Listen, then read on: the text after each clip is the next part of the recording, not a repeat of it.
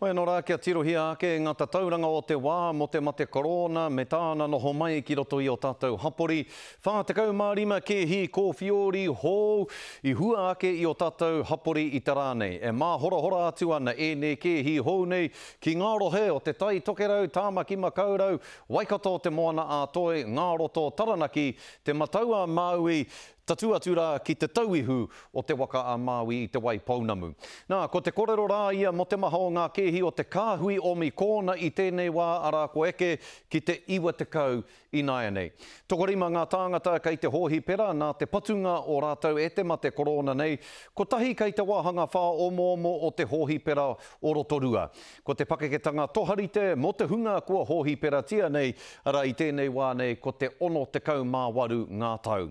I tēnei wā, neke atu i te 15,000 pūwerotanga tuatahi o te kano ārai, kua tukuna ki ngā tamariki Māori. Kei Wainganui i te rima me te 11 ngā tau. Nā, hei tā tō tātou Premier, hei tā Jacinda Ardern, kei te whakatū te kāwanatanga i etahi o rautaki mo te wā e ko tahi manowai ngā tūroro o Mikona i te hapori. Tai atu rā hoki ki te wā e eke atu ai pēr te rahi o ngā tūroro o Mikona o te wā ki te 50 mano tāngata.